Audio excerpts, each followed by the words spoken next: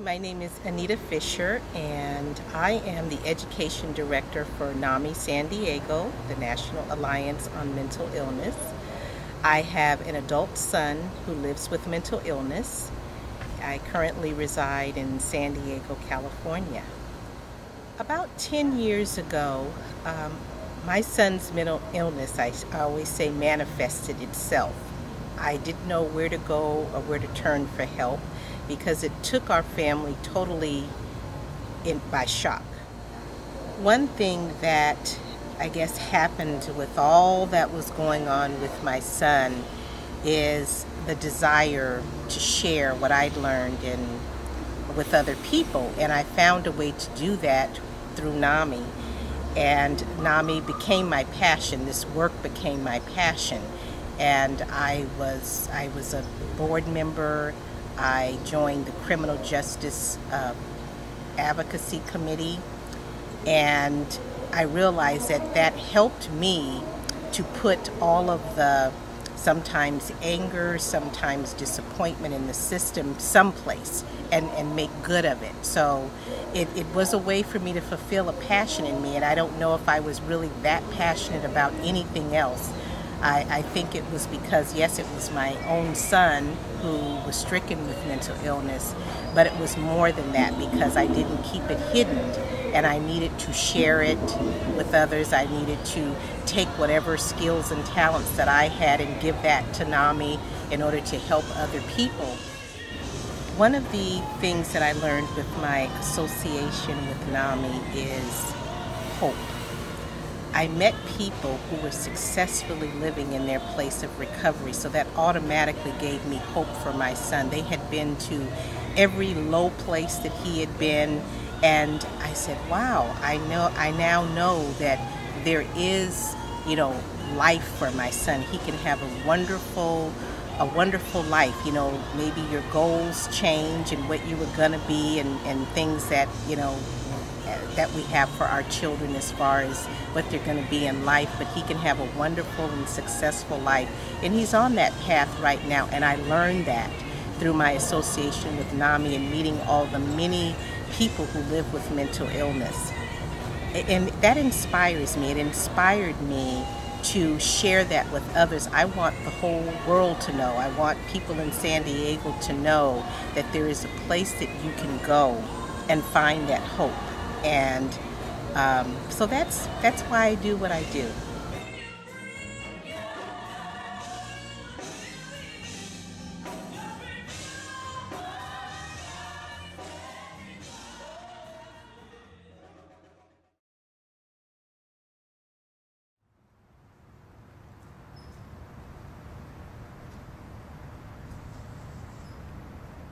I'm Dick Conkman. I'm the Chief Mental Health Clinician for the San Diego Sheriff's Department. I don't remember a time that I haven't been involved with NAMI. NAMI was a part of the beginning of my career in 1974. We had partnerships with families and the clinic that we were running at the time. When someone's arrested and comes into jail, it's an overwhelming experience.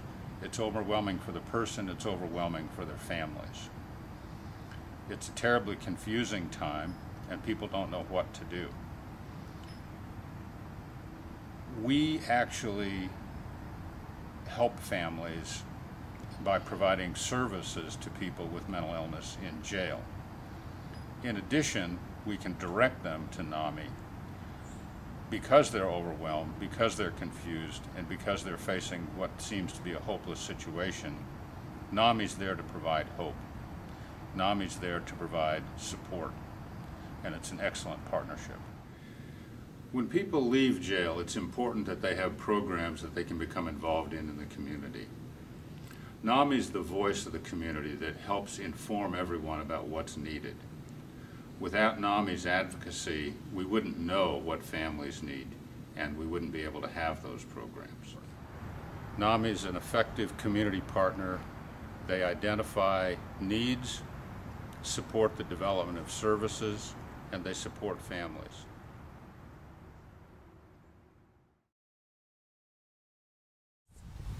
My name is Liz Bernbeck, and I facilitate a support group in Fallbrook.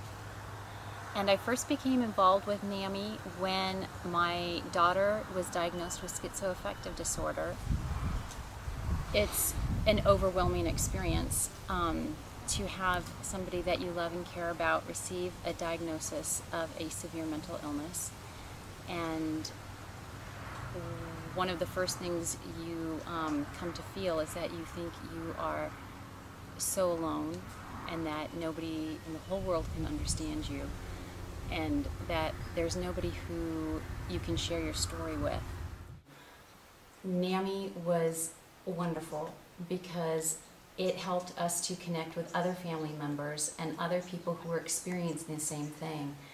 It's an enormous relief to discover that you're not alone and that you can share things that are happening to you and get support from others.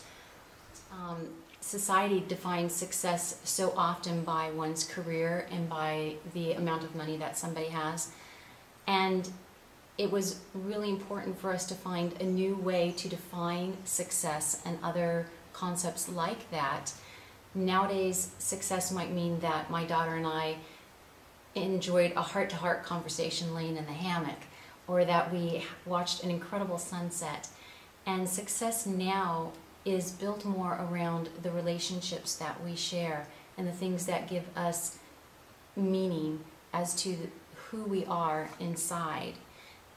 Those are the things that allow us to have a new sense of esteem and to find new ways of moving forward. I've also really come to appreciate the bravery and the incredible amount of courage that it takes for a person who lives their life daily dealing with mental illness. It's a courage that I never really understood before. As much as it's meaningful to my daughter, it's meaningful to me too. And I think that's also a way to give back, and to give back as a NAMI family member, to help others find that courage and know that they can, and to be that example. There is a lot of wonderful living to do, and that there's still a lot of beauty in the world.